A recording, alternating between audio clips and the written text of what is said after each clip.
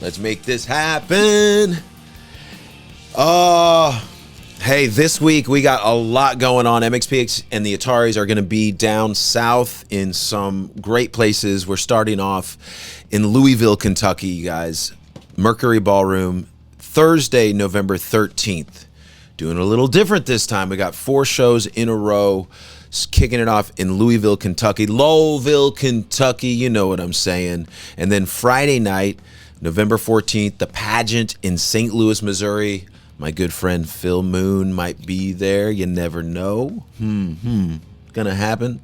And then Saturday night, Fayetteville, Arkansas. We love Arkansas. November 15th, Ozark Music Hall. Good stories from anyway, we won't get into it.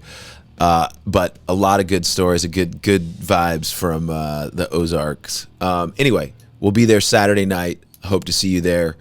Oklahoma City, Oklahoma on a Sunday night. That's November 16th at Tower Theater. I haven't been there. I can't wait to do it. It's been a while since we've been to Oklahoma, anywhere in Oklahoma, whether it be Tulsa or OK City. Even Tumbledown recorded a live album in Oklahoma City, or in Tulsa, I think. I think it was in Tulsa. So good times in Oklahoma City.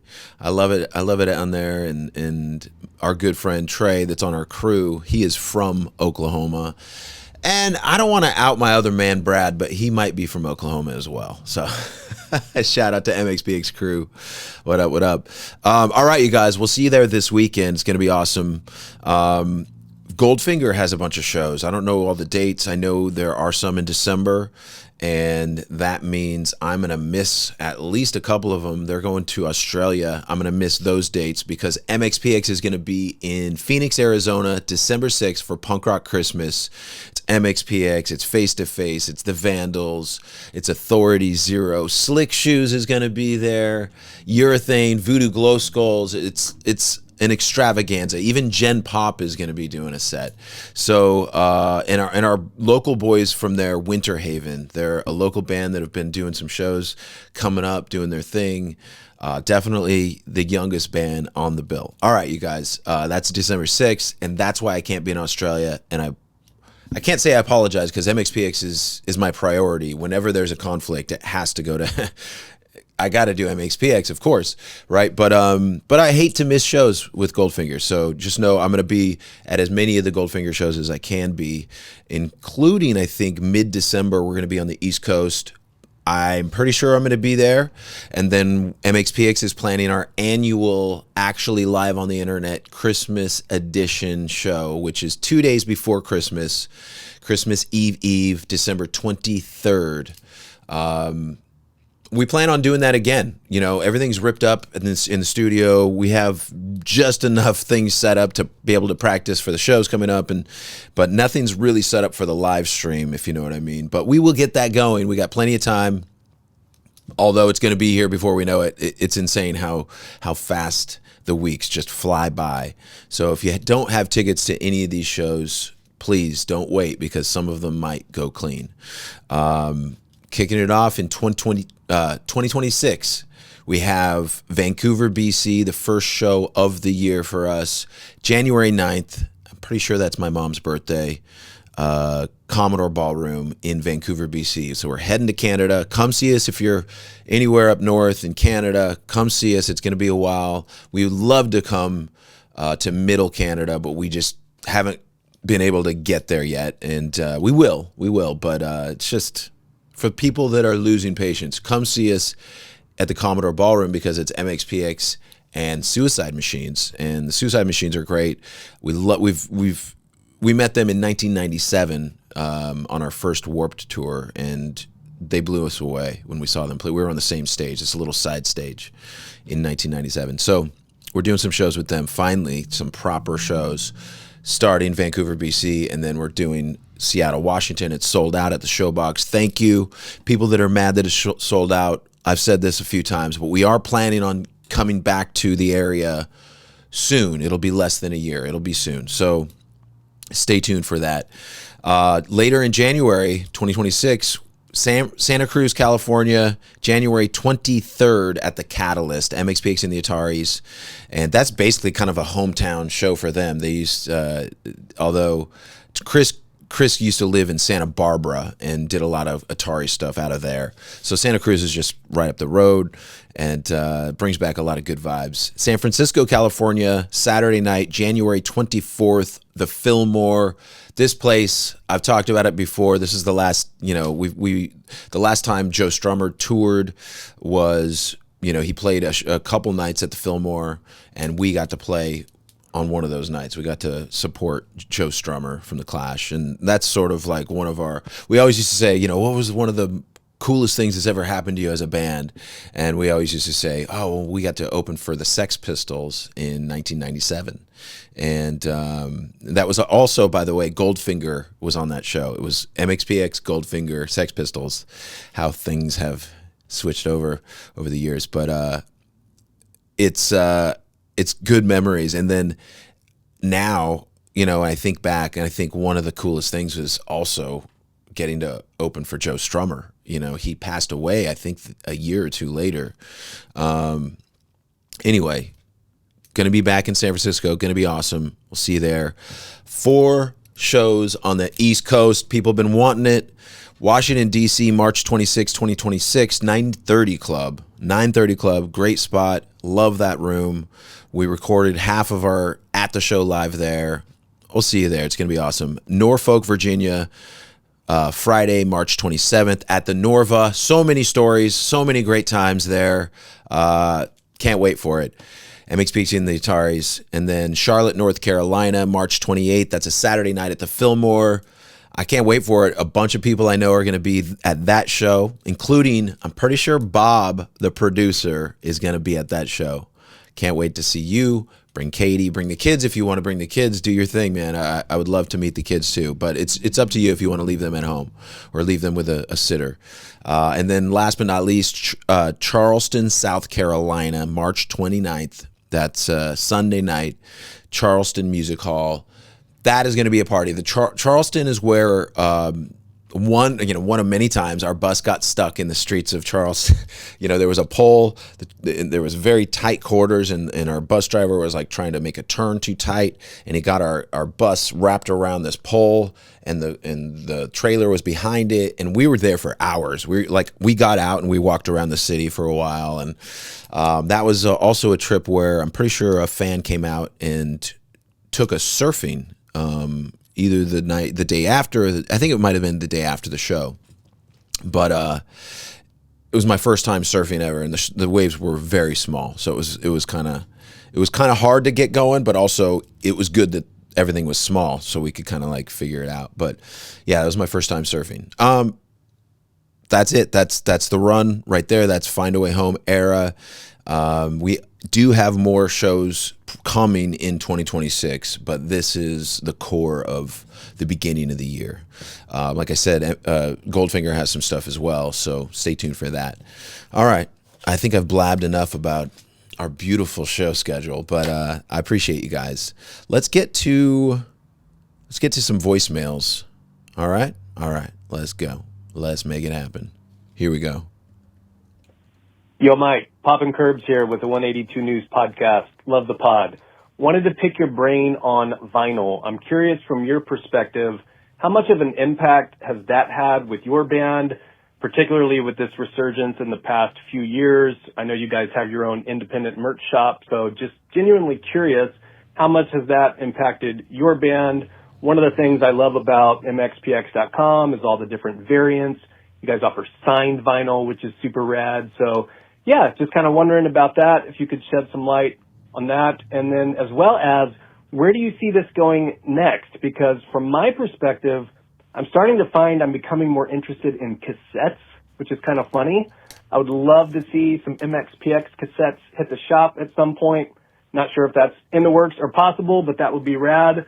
But yeah, it's making me wonder, is the variant and the vinyl collecting hype starting to wane down just a little bit? Maybe cassettes are next, and then maybe in like 10 years we'll be back to CDs. Just curious. Appreciate your time. Thanks, Mike. Yeah, what's up, man? Poppin' Curbs. I love the name. Blink 182 pod. Of course, I've heard of you guys. I've seen your stuff online. Thanks for the call, man. Vinyl, very, very good question. Very interesting topic because vinyl has been sort of the king for so long. It's kind of like regular cigarettes being the king for so long, and then they come out with this vaping thing, and you got to think cigarettes have been on the decline as far as sales go for a long time, and maybe those will come back. And I don't think anybody should start smoking, by the way, kids. Don't smoke cigarettes. Not good. It's funny, my kid watches a lot of war movies, and he's like, he thinks smoking's very cool, but he knows it's bad for you, so he's like, I'm not going to actually do it. Like, all right, we'll see what actually happens. But kids are very susceptible, so if you tell them vinyl is cool, vinyl is cool. And vinyl is cool. Honestly, I think out of all of the mediums, let's go with vinyl versus cassette versus CD. Not that they can't all coexist together in a wonderful world of utopian bliss, but vinyl is, there's an art form to making the vinyl. It's not cheaply made.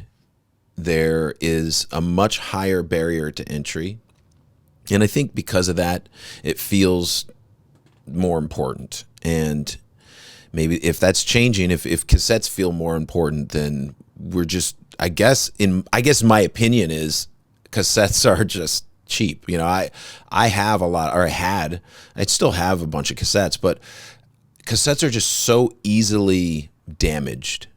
That is the problem. So like as an actual medium, cassettes are terrible, but as a collector's item, I could see how it'd be cool to have a cassette collection where you've just got like a shelf, and you just got them all on there. I had all album on cassette that I could get. I did just about all of them. Pardon the pun, but I was collecting cassettes in, I want to say 1992, 3, somewhere in there, 94, but really in the 1992, 91, 92, 93, somewhere in there. And CDs just started just smashing cassettes, and all of a sudden it was all CDs, and I was just like, okay, I just spent all of my extra money on cassettes, and now they're kind of worthless. They're meaningless because I wasn't collecting. I do collect things, and now and again, but it's never a like, okay, I'm obsessed with this for life kind of thing. It's like, oh, this is kind of cool, and then after a while, I'm like, it was cool for a time. So like for me, as a band guy, as an artist, I love putting out a new album because we have it on CD, or we have it on vinyl, or we have it on digital. But I like having a physical copy of the album where you can put it on your shelf. And I would do that with all our CDs. And so I guess I still have that for the CDs or whatever, but I've stopped having like a stack of all our albums, where I used to have a CD collection, and then half of my CD collection started just filling up with MXPX CDs, different variants, different, imports.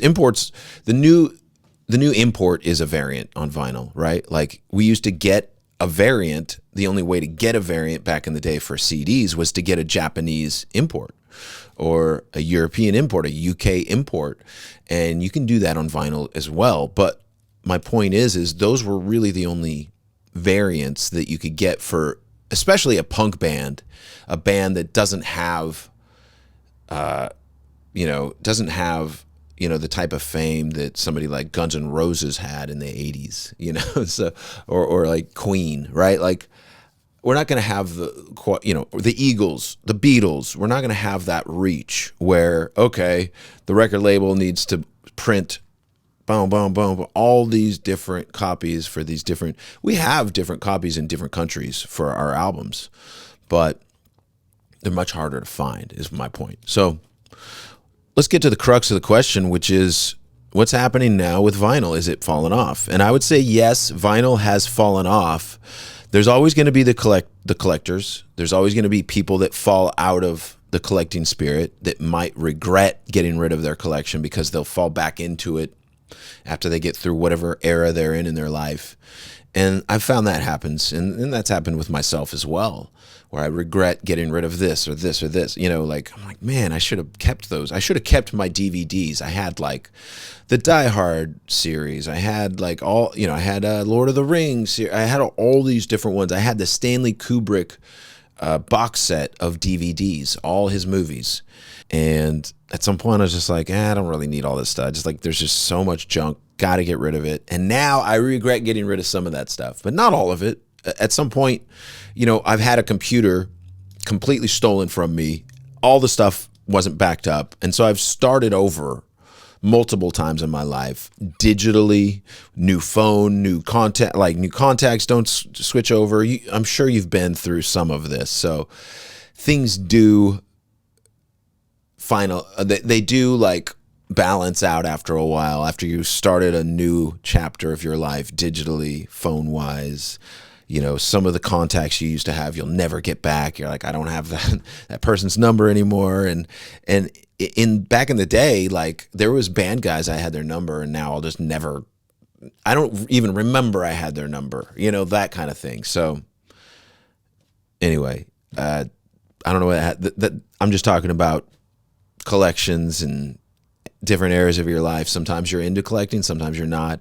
But I feel like when you find the band, you find your band or a few bands you love, and they're continuing to put out things that you respect or like or are into, then, you know, it's never a bad thing to own that, because in the future you're going to wish you had it, you know. And so, yes, vinyl is falling off, but cassettes are not really taking over. I think that's a very small niche of collectors, and maybe that's why it's so enticing to you and so enticing to, there's some fans out there, they're going to write and say, yes, cassettes, I wanted cassettes, but why? Like, it's so inconvenient. It's a collector's thing only. It's not because it sounds better. It sounds worse, and it's not as durable. So it's purely, you want a variation or a variant of a thing, and I get that.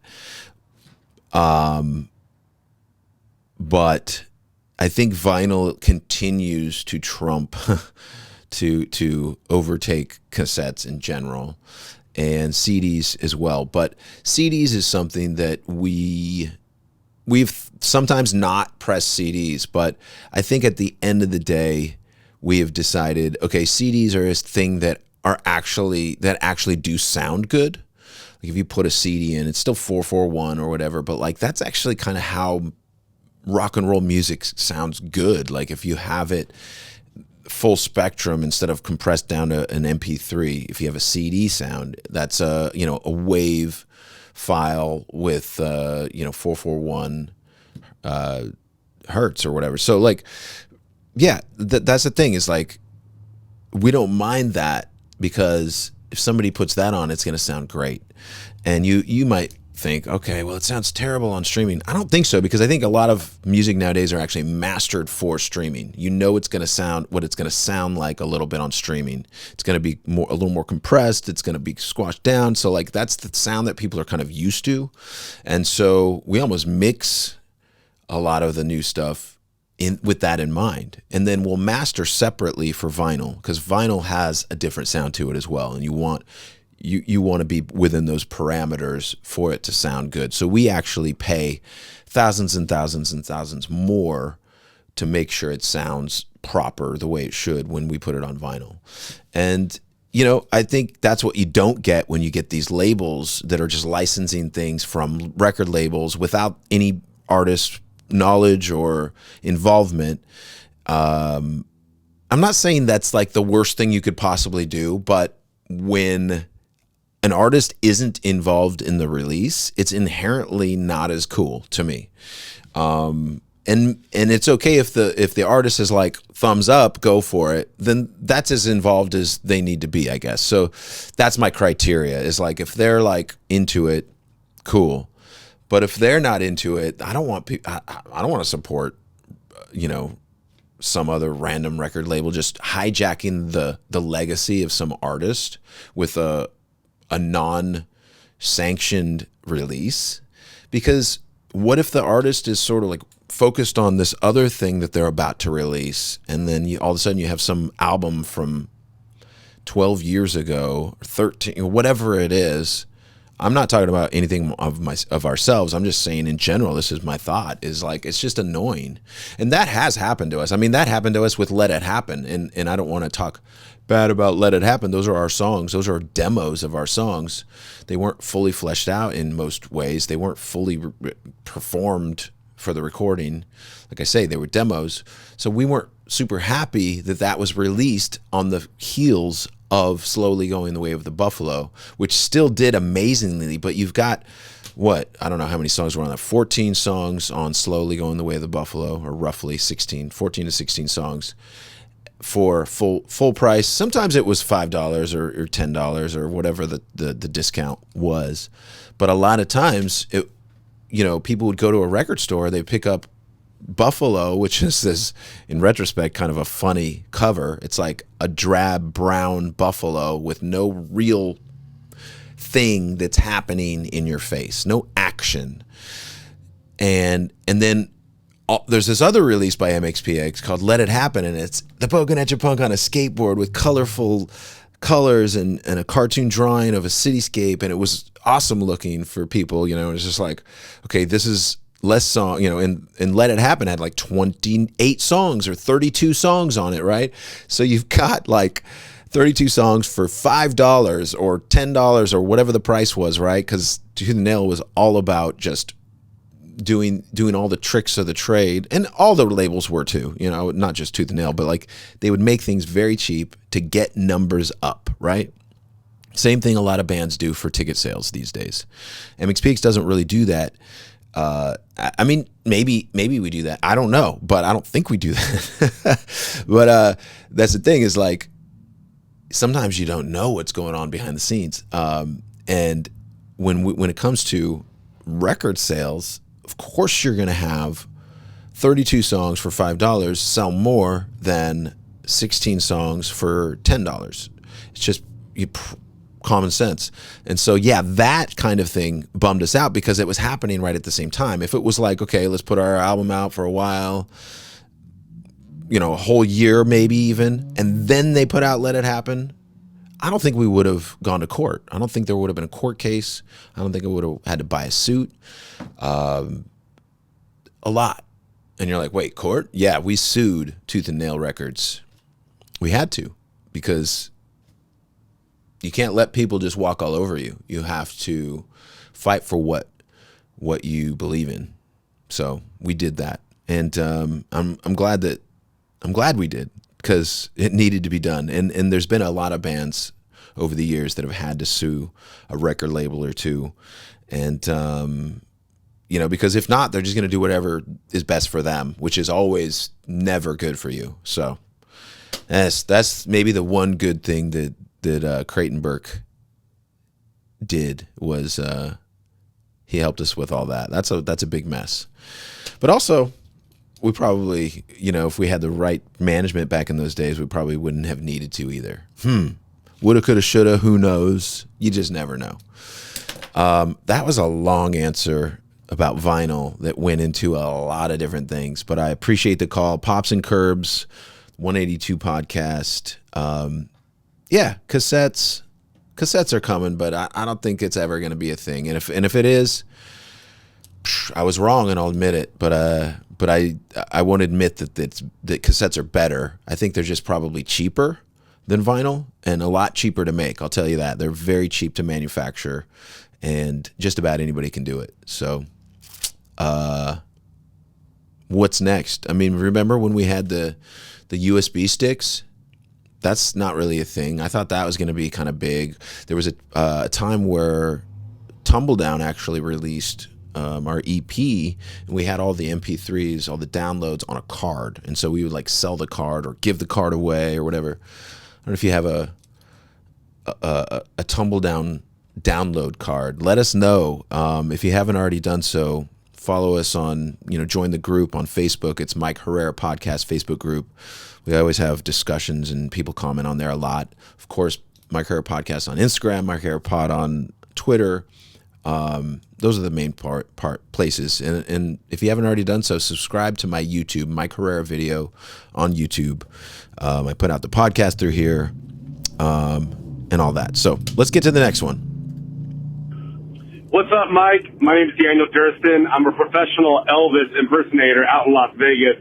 But believe it or not, I actually opened up for you in Tumbledown way back in, I want to say 2009, something like that, over in Anaheim, Orange County area. I want to say it was called the Conservatory, not sure. But anyway, cool little story for me. But also, I wanted to ask, so I write musicals. Hopefully they'll be on Broadway one day.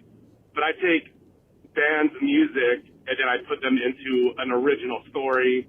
And so I was wondering, what would you happen to know the right process to actually obtain the rights to a band's music? And obviously I know that a lot of artists, maybe every band member owns a certain amount of rights and maybe through their own publishing. But would you, as an artist yourself, know the first round protocol of, is it the label that you write out to, or is it, the management or an agent of theirs?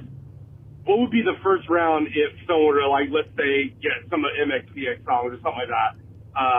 Just so I could kind of apply it to my life and what I'm trying to do to hopefully succeed further.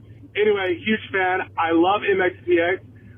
Been a fan since day one. I grew up on them through my brother, and I'm so proud that you guys have stuck true to who you are and the sound that you are. Never change what you guys are doing. We love it. Thanks, brother. Thanks, Daniel. Thanks, Elvis. We appreciate it, man. That is so cool. Love that we crossed paths with Tumbledown, and we had some great shows down in those days. But writing musicals, man, that is so cool. I love that idea. I think you sound like you're enthusiastic about it, and you're just truly trying to figure out next steps. So let's try to help you as much as I possibly can, which is going to be minimal, but I think the problem is it's going to change depending on the artist. So like you said, what would it be for MXPX? I would say our management is a good place, because it's always going to be depending on what it is you're talking about. Let's take maybe you out of it and go, what is it you're trying to do, and what is it you need to do? So if it's just anybody trying to contact an artist to do something, I would say management is always first, because they're going to be doing the day-to-day stuff for an artist. A record label isn't going to be day-to-day. They're going to be more focused on the music and whatever the latest thing they're pushing for that artist. So that being said, sometimes if you're wanting to push what they're pushing, that could be the direction to head in. But to be honest, I would say most of the time management is going to know where to steer from there. They're going to be like, okay, publishing, we're going to have to talk to our publisher about this. Let me send an email to our publisher, blah, blah, blah, or whatever. But think of it this way as well. When you contact management, a record label, you contact anybody in that realm, publishers, if you're asking them to do something, you're giving them a new job. And they probably have a list of things to do already of, okay, I got to get this done for the boss, or, these shows are about to go on sale, so I got to get this info out to my marketing people, or whatever it is, right? You've got a list of tasks, and you're trying to insert your list of tasks into their list of tasks. And so I'm not saying you shouldn't try. You should absolutely try to do that, but be aware that is a real thing, where especially if it's just somebody that is a worker type B at a company, they've got a list of tasks and they're just probably overwhelmed already. And that's a lot of times why people don't get through.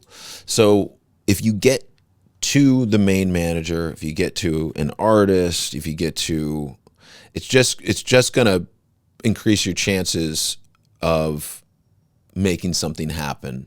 But a lot of times you'll get a response and then nothing happens after that because they're on to, oh, I got to get this done. I got to get this done.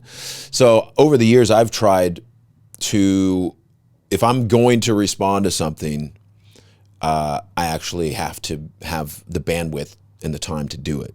And I am, like anybody, notoriously busy and always saying yes and making plans, knowing that I don't have time to do that, and how am I going to get this done, and my eyes are just going wide, bugging out, thinking about all the things I got to do. So step one is don't expect it to happen on the first try, but keep trying and get a hold of the management, because they're going to know the details or can find out the details of what kind of licensing you might need for the story. And a lot of times it doesn't even exist. You could probably just do the story and then see. The problem is are you using original music, or are you wanting to use the lyrics and so there's a lot of questions in there, right? Like what exactly are you looking for? But just in general, just make it easy, and when you do contact somebody with an email or a message, give them a very short but detailed, with information, questions they might have. Try to answer those already, instead of somebody might say like, hey, send me those blah blah blahs, I love them, and then you're like, well, what's your address? So instead say, send me those blah blah blahs, here's my mailing address, doom, and then it's done, and they can just send it to you, and they can be like, okay, you're good. And you don't have to be like, okay, what's your mailing address? And then it's just like all these questions, these follow-up questions that, So I hope that's helpful. Honestly, what you're asking is not an easy thing. I do not envy you. What I would do is also ask ChatGPT, because they might know, like, they take all the anecdotes from people actually doing things, and they just put it in a thing like, hey, this could work, or this could work, or this could work. Not a bad idea. But also, always think for yourself. Don't assume anything is true just because you looked it up online. Even when you Google now, it's all ChatGPT things. It's like AI bots going and searching for information and bringing it back to you in a digestible, human-sounding way. And just like reality TV, nothing is real. Nothing is as it seems, and everything's scripted. Maybe not the NFL, but it sure feels like it sometimes. All right, next. Hey, Mike, it's Tony in Boise. Just saw you a few weeks ago. Absolutely loved it. And I'm just so blown away how humble you and the guys in the band are. You just mentioned how thankful you were to be playing in front of us, and how thankful you are for us being there, and just really felt how humbled you guys are. My question to you is, do you or any of your bandmates or friends play disc golf? Just wondering if there was ever a future to have some MXPX logos or thing stamped on some discs. Would absolutely love to throw some MXPX plastics. Thanks for all you do. Thank you for who you are. And as a band, I'm just so thankful for you guys, and just blown away by your humility. All right, bye. Take care. Thanks, Tony. Thanks for the call. I appreciate it, man. We had a great time in Boise. It was so good to be back. The show was epic. Disc golf, man, I'm chuckling because you got all the lingo down, plastics. The short answer is yes. I don't have any problem with that. I don't play myself, but a lot of people have said, hey, you should play disc golf. It's fun. And I don't see why not. If there's a demand for it, we'll do it. We'll see what people start writing in about, and see if Mary agrees. But maybe we'll get something in. Who knows? Is there a professional disc golf league? Is there a league for disc golf? there's a league for everything, it seems like. I don't know if it's real or fake, but it seems like there's a league for bed making. There's a league for nail pounding with a hammer. I'm seeing all these videos. Next, there's going to be a dishwashing league. I'm pretty sure that's AI. But have you seen these AI videos that are like the Olympics with all these women? Oh, God. I love you, ladies. By the way, the last time we had a voicemail episode, it was 2 ladies in, and your questions were both awesome. So we need more ladies to call in. The number is 360-830-6660. Not just ladies, everybody is welcome to call. I would love for you to call in. Get spicy. What's going on? Tell us a story. Tell us something crazy.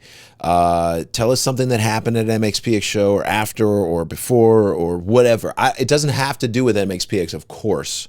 But I just want to hear. I want to hear something spicy. I want to hear you guys spill the tea, and let's change it up a little bit. Let's go. All right, disc golf. Yes, we'll see. Hey, Mike. We're out here in the Ozarks. We're looking forward to you guys coming out. Just wanted to say thank you for visiting this part of the country. We hope that a lot of people show up, and we're looking forward to seeing you out in Fayetteville.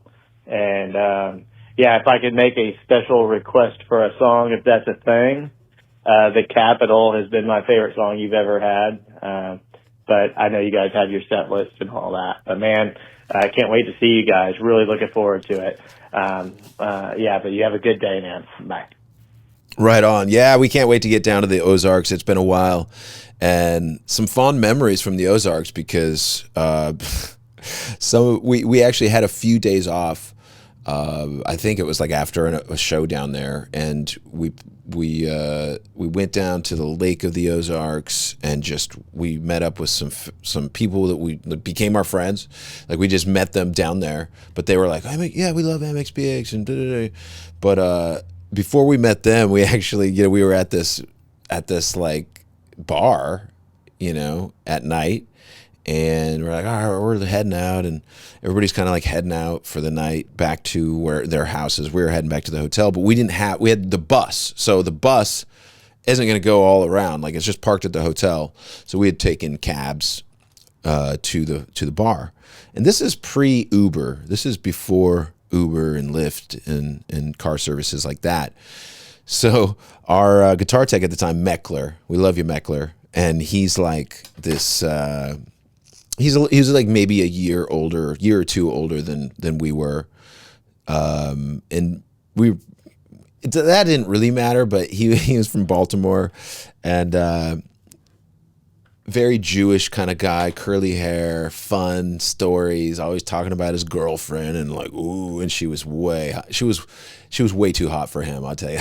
We were always like, dude, he was always worried about her cheating on him, and we're like, well. Yeah. Anyway, we love the guy, but he would just say the craziest things. And when we were leaving the bar, all these people were out there leaving, and they were all younger than us, like college age, and we were maybe like 30 or younger, like late 20s. And he goes, "Got a car? Want to make some money?" And he just was saying that over and over. And we're like, dude, that doesn't mean, we know what you mean, but I don't think they're going to understand that we just need a ride and we'll pay you. But he's just yelling this out. And all these college girls are like, what the hell, dude? And he's, we love you, Meckler. He's still around. He's every now and again, he'll make it to a show. I bet he will come to Washington, D.C. I bet he will. All right. Thank you. Can't wait to get down to the Ozarks again. We're playing Ozark Music Hall, and that is, when's that? That's Fayetteville, Arkansas, November 15th, Ozark Music Hall. All right. Can't wait for it. As of the Capitol, all right. It is definitely not on the set list. It hasn't been on the set list in years, to be honest. But let me think about it, and if we play it, you'll know it's for you, okay? Shout out to you and your family. Thank you so much for supporting what we do with MXPX. Everybody listening, thanks for supporting the podcast. I do this for you guys. I do this also for me, but do this for money. We pay for this podcast, but I do love getting to have a connection with you, the audience, and you out there coming to shows. We were just in Quebec and Montreal, and people were telling me at the meet and greet or just randomly on the street, hey, I'm a fan of the podcast. I've been listening. Thank you so much.